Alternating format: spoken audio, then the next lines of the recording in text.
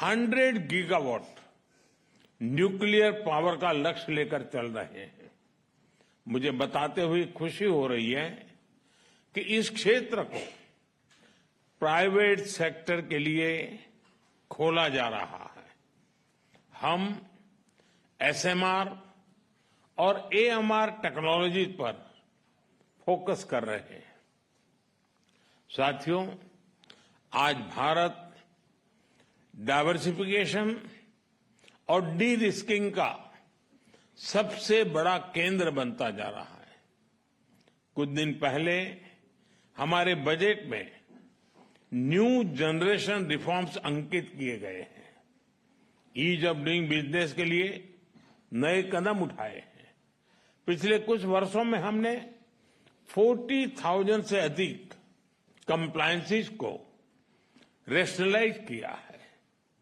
Trust based economic governance को आगे बढ़ाने के लिए एक high level committee for regulatory reforms गठित की है। कस्टम रेट स्ट्रक्चर को रेशनलाइज किया है। अंतर्राष्ट्रीय व्यापार को आसान करने के लिए डिजिटल पब्लिक इंफ्रास्ट्रक्चर की मदद से भारत ट्रेड नेट की शुरुआत की जा रही है।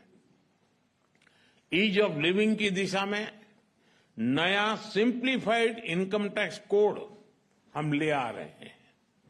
नेशनल मैन्युफैक्चरिंग मिशन की घोषणा की है और नए सेक्टर्स जैसे कि इंश्योरेंस सेक्टर को 100% एफडीआई के लिए खोल दिया गया है। इन सब इनिशिएटिव्स को आप जरूर ध्यान से स्टडी करें। मैं आप सबको कहता हूं कि भारत में आने का यही समय है, सही समय है। भारत की प्रगति में सभी की प्रगति जुड़ी है। इसका एक उदाहरण एविएशन क्षेत्र में देखा गया।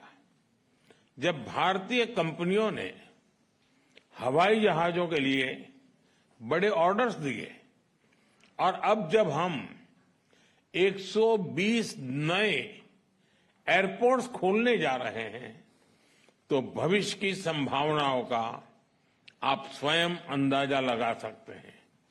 साथियों, भारत के 1.4 बिलियन लोगों ने 2047 तक विकसित भारत का संकल्प लिया है।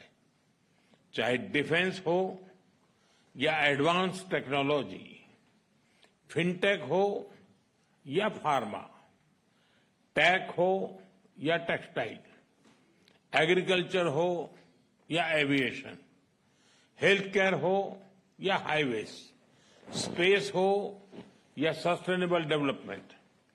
आप सभी साथियों के लिए इन सभी क्षेत्रों में इन्वेस्टमेंट्स और कोलैबोरेशंस की अनेक संभावनाएं हैं।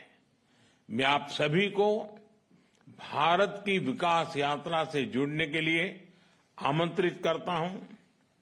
जब फ्रांस की फिनेस और भारत का स्केल मिलेगा, जब भारत का पेस और फ्रांस का प्रिसिजन मिलेगा, जब फ्रांस की टेक्नोलॉजी और भारत का टैलेंट मिलेगा, तो सिर्फ बिजनेस लैंडस्केप ही नहीं, ग्लोबल ट्रांसफॉर्मेशन होगा।